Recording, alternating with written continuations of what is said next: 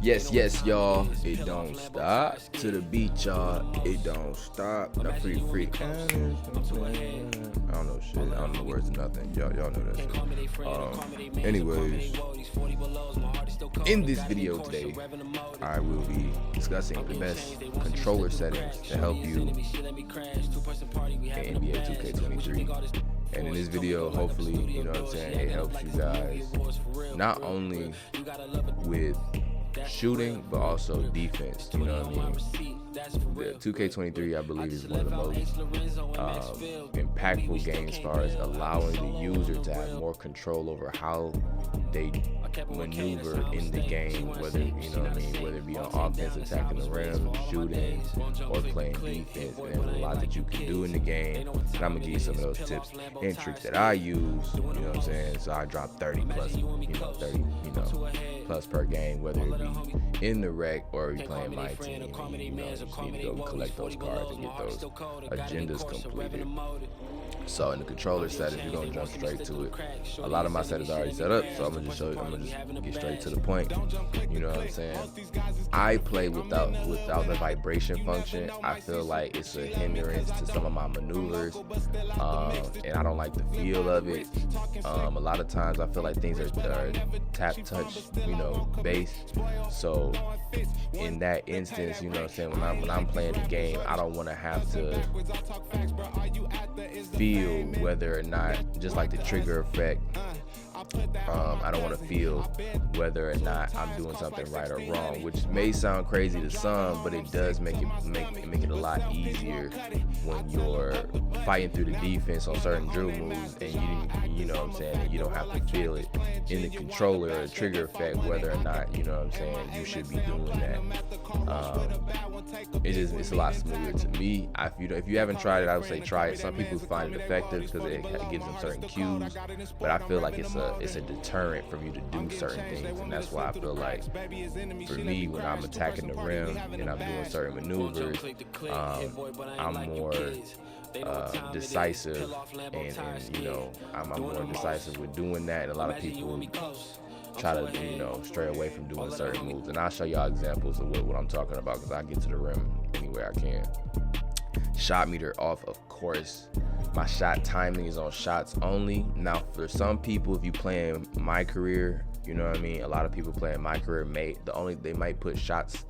I think if you put shots and layups, shots and layups. Some people put shots and layups only because they have a high layup rating, or high enough layup rating to the point that they can put Pro Touch on Hall of Fame, and that'll just increase your ability to make layups if you time your layups.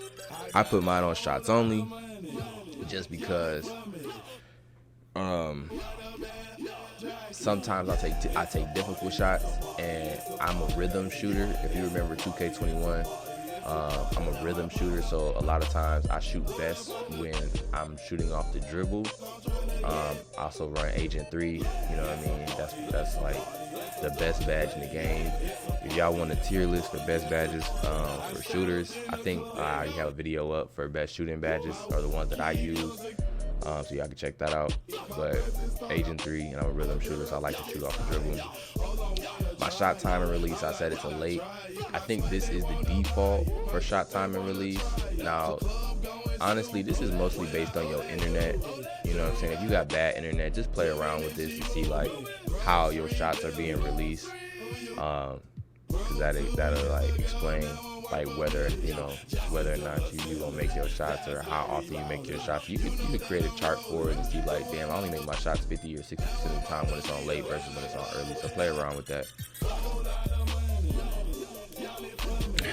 Outside of those, I don't even use the shot meters, so none of that stuff matters. You go all the way down to defensive assist strength. Defensive assist strength is set to 0. Defensive assist strength is set to 0. This helps you with controlling your players manually.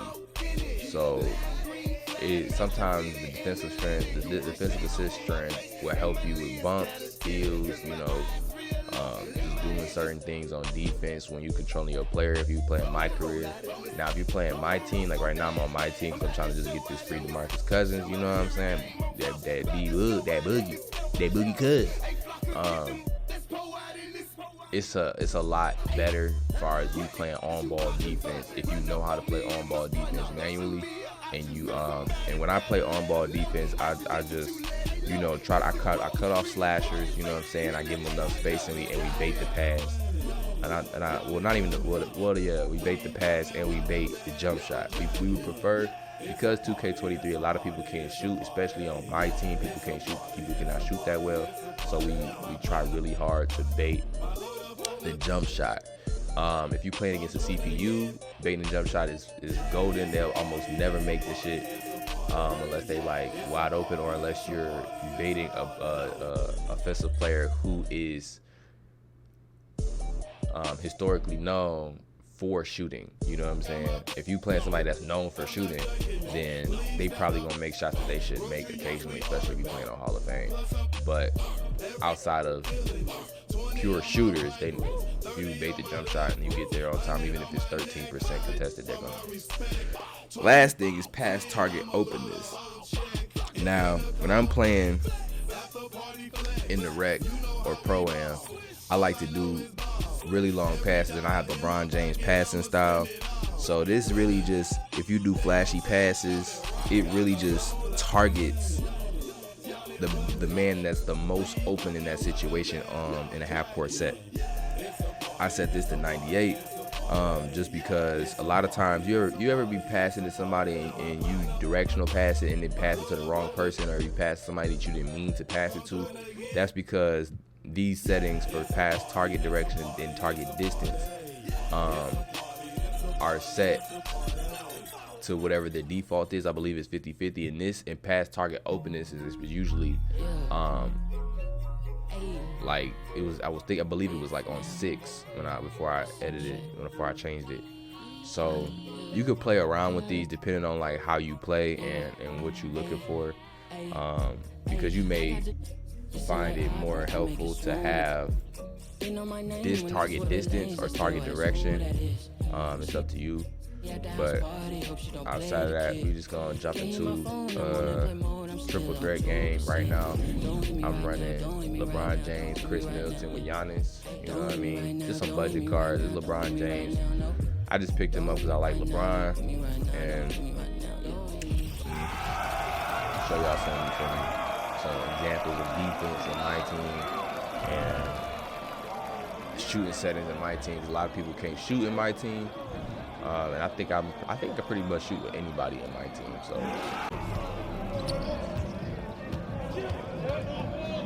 yes.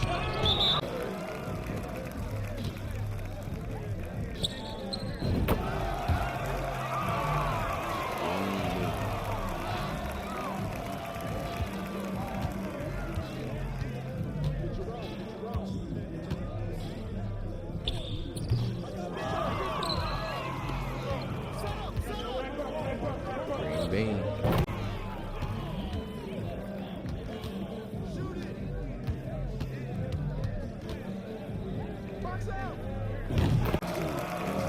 It's like why is he not watching the cut? But this is another thing I learned how to do.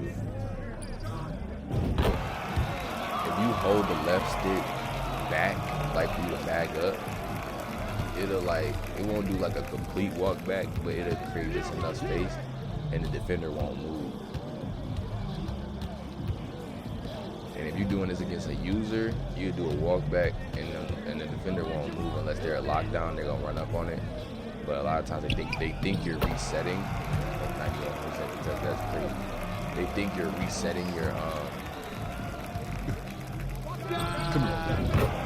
But they think you're resetting the play and you're going for a jump shot. And it's honestly something that you can do in real life too. Like I've seen people do that. They keep doing that cut shit on the CPU, like on the off ball player.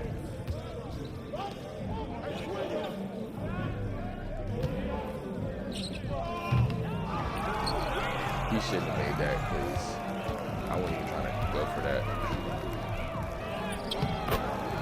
But it's neither here nor there. That's not the type of shot that Giannis tries to, that would even attempt. See how you take the jump shot? Yeah.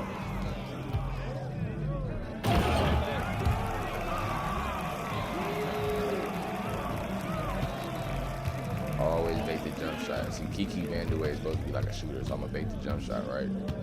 Force him to give it to him. Play him tight.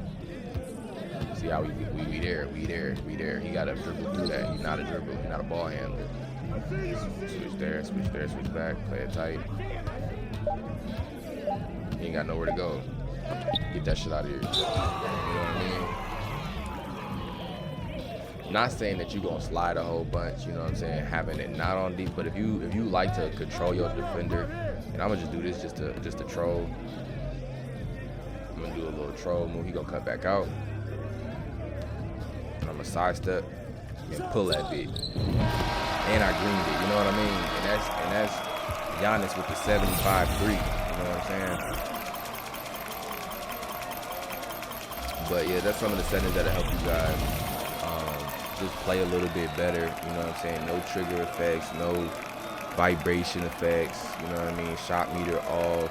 I shot with every single player on my team. They all had different types of jump shots. We played amazing defense, on ball, off ball, playing in between the passing lanes, you know what I'm saying? Cutting people off, stopping the drive. Now, when you playing on the ball and somebody cut, you know, that's just how that goes. But if you playing 5-on-5, you can easily see where that cut's coming from, and you can get there and you can play it manually. Because honestly, when you play on my team, especially, like it's a lot better for you to play manual defense than to rely on the CPU to play defense. Because a lot of good cards out now. A lot of people know how to take advantage of the CPU. And yeah, that's it for this one, man. If I don't catch you in the next one, good morning, good afternoon, and good night. Because it's 5 o'clock somewhere. Music TV signing off this thing. Peace.